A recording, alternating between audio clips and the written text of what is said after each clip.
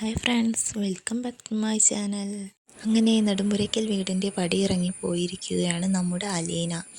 ശിവേട്ടനും കെങ്ങേട്ടനും കൂടെ അലീന പോയ കാര്യം വൈജയന്തിയോട് പറയാണ്. അലീന പോയതുകൊണ്ട് നീ അങ്ങോട്ട് പോകുന്നുണ്ടോ എന്നൊക്കെ അവർ ചോദിക്കുന്നുണ്ട്. അപ്പോൾ വൈജയന്തി പറയുന്നത് അവൾ വീണ്ടും തിരിച്ചു വരും, അവൾ ഇതുപോലെ എത്രയോ തവണ പോയിട്ടുണ്ട്, അവൾ വീണ്ടും വരുമെന്ന് വൈജയന്തി പറയുന്നു. ഇതുപോലെ ഒരുപാട് തവണ പോയിട്ടുണ്ട്, അത് വിശ്വസിച്ച് ഞാൻ അങ്ങോട്ട് പോയിട്ടുണ്ടെങ്കിൽ ഞാനിപ്പോൾ ആരായി എന്നൊക്കെ അവൾ ചോദിക്കുന്നുണ്ട്. നിനക്ക് അത്രയും വിശ്വാസമില്ലെങ്കിൽ നീ നിൻ്റെ മക്കളോട് വിളിച്ച് ചോദിക്കുമെന്ന് ശിവനും ഗംഗനും കൂടി പറയുന്നു. ബാലചന്ദ്രൻ അലീനയെ കൊണ്ടുവിടാൻ പോയ തക്കത്തിന് നീ അവിടെ പോയി കയറണമെന്ന് ശിവനും ഗംഗനും കൂടെ അവളോട് പറയുന്നു. അലീന പോയോ എന്നറിയാൻ വേണ്ടി വൈജയന്തി ബബിതയെ വിളിക്കുന്നു. പക്ഷെ ബബിത ഫോൺ എടുത്തില്ല.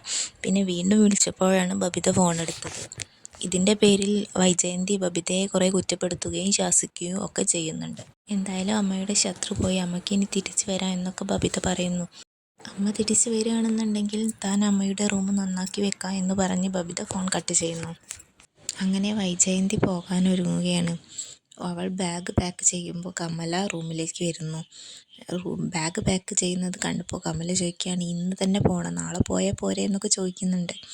അപ്പോൾ വൈജയന്തി പറയാണ്, താൻ വന്നത് കമലേച്ചിക്ക് ഇഷ്ടമായില്ല എന്നൊക്കെ വൈജയന്തിക്ക് മനസ്സിലായിട്ടുണ്ടെന്നും താൻ വന്നത് കൊണ്ടാണ് ഇടയ്ക്കിടയ്ക്ക് റൂമിൽ കയറി വയ്യാന്ന് പറഞ്ഞിരിക്കുന്നത് എന്നൊക്കെ തനിക്ക് മനസ്സിലായി എന്നൊക്കെ വൈജയന്തി കമലയോട് പറയാണ്. അപ്പോൾ കമല പറയാണ്, വൈജയന്തി അവളുടെ വീട് ഉപേക്ഷിച്ച് വന്നതുകൊണ്ടാണ് തനിക്ക് ഇഷ്ടപ്പെടാഞ്ഞതെന്നാണ് കമല പറയുന്നത്.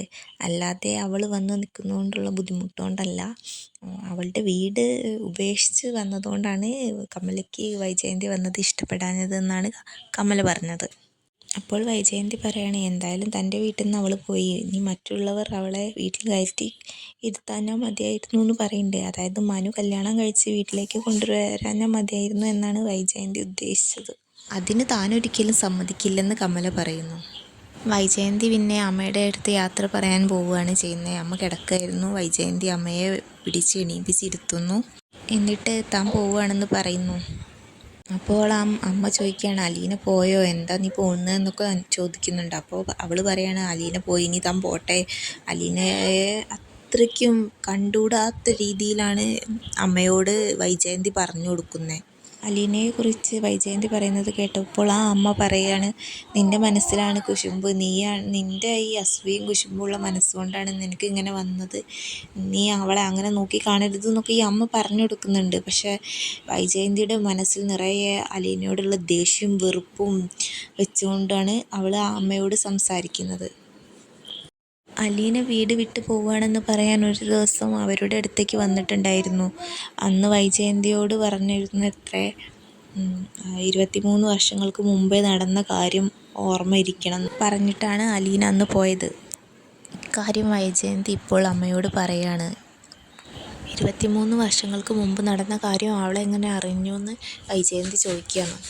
അന്ന് അവൾ ജനിച്ചിട്ട് കൂടി ഉണ്ടാവില്ലല്ലോ എന്ന് വൈജയന്തി അമ്മയോട് പറയാണ്. 23 വർഷങ്ങൾക്ക് മുമ്പ് വൈജയന്തി മറ്റൊരാളുടെ കൂടെ താമസമാക്കിയ കാര്യം ബാലചന്ദ്രന് പോലും അറിയില്ല. പിന്നെ ഇത് അവൾക്ക് എങ്ങനെ അറിയാം എന്നാണ് അവളുടെ ആദി.